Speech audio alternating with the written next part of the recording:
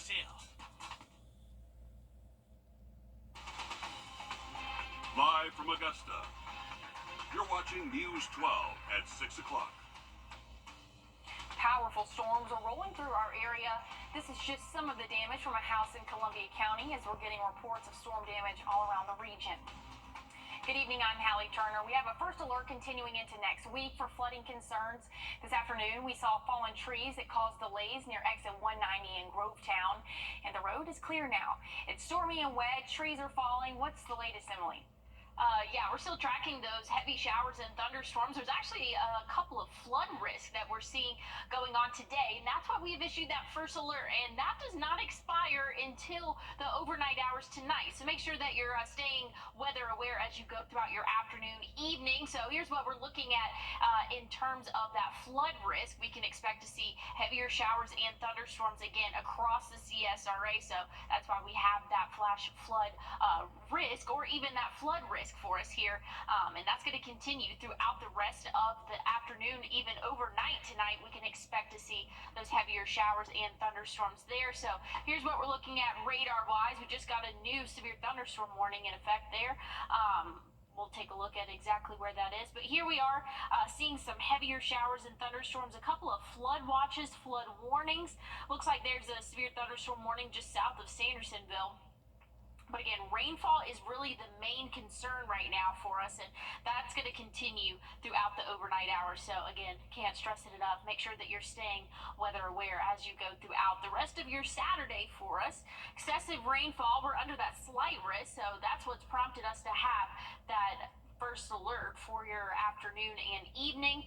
Something else I want to bring your attention to, we officially have Tropical Storm Debbie, and so that's going to bring some more rainfall to our area. So any of those flood prone areas definitely need to be prepared for that over the next couple of days. I'll have the timeline of Debbie and what all you can expect coming up soon.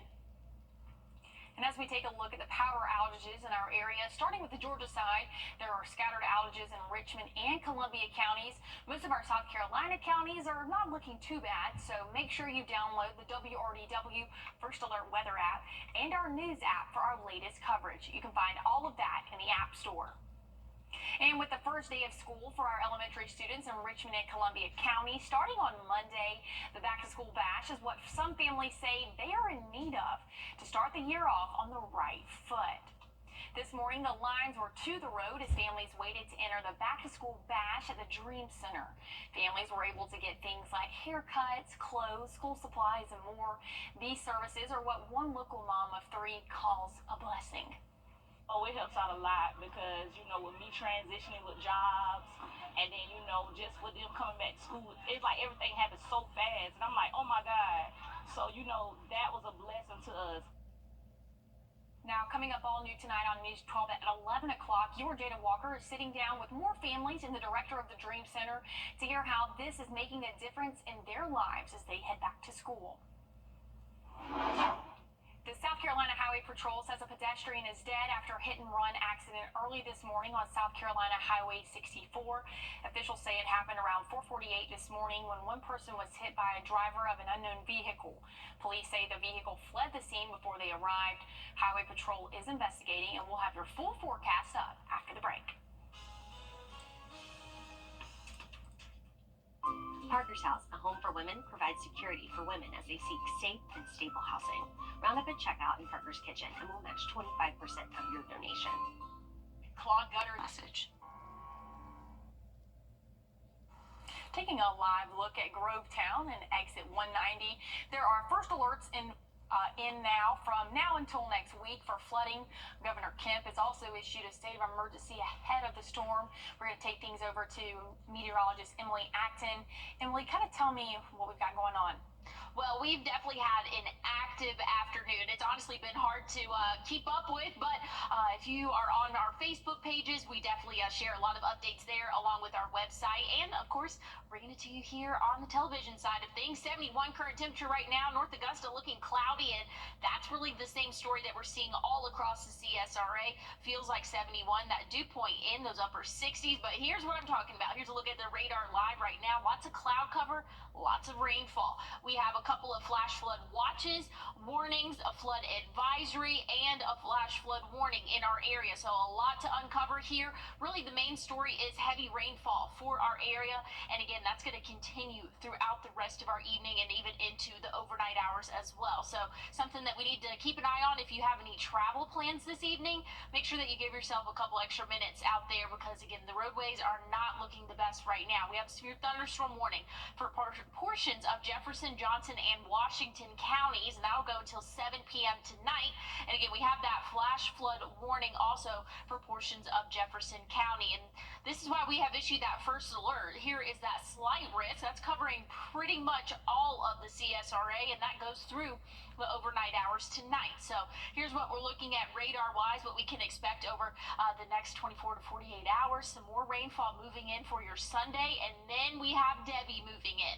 This is officially a tropical storm now, and that's going to continue to move up north and eastward, having impacts to us here in the CSRA. Now, good news is we are going to be on that western side of this storm, so if it tracks a little bit more towards us, that's when things would get a little bit more concerning. But as of right now, looks like it's just going to bring a lot of rainfall and maybe some thunderstorms to our area. And granted, we don't need any more rainfall for us, but we're going to get it for the next couple of days. So again, here's a closer look of what you can expect throughout the day. Sunday, we'll have some pop-up showers and thunderstorms move through our area throughout the afternoon and evening.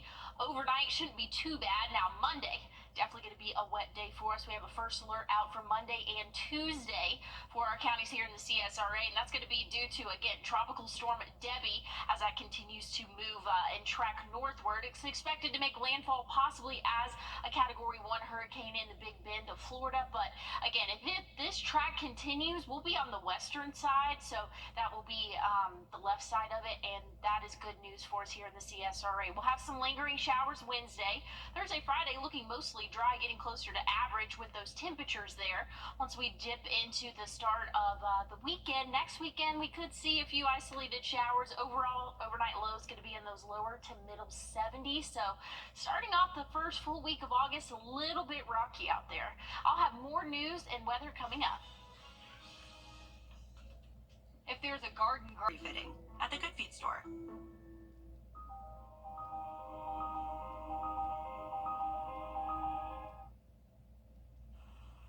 Well, here's one final look at officially Tropical Storm Debbie. Now, make sure that you know the forecast can and will change as it gets closer to landfall. Right now, it's about 100 miles west of the Florida Keys. Expected to make landfall sometime late Sunday into early Monday morning in the Big Bend of Florida. That's going to keep us on the western side, which is definitely the side that you want to be on when it comes to tropical systems. Going to continue to move up the East Coast and cause a lot of rainfall for us here in the CSRA, especially south of Interstate 20. So that's something that we'll have to keep an eye on for more flooding issues as we get into the start of next week.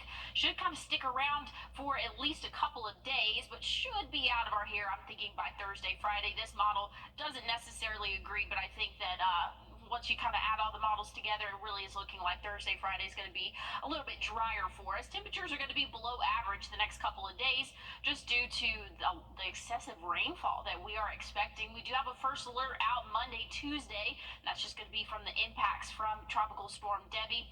Once we get into Thursday, Friday, looking a lot better. Saturday, storm chances come back into play. Overnight low is going to be in those lower 70s, so a little bit of an active start to August. Don't go anywhere. The news, weather, and sports continues right here, all new tonight on News 12 at 11 o'clock. We'll see you then. Of course, BrandsMart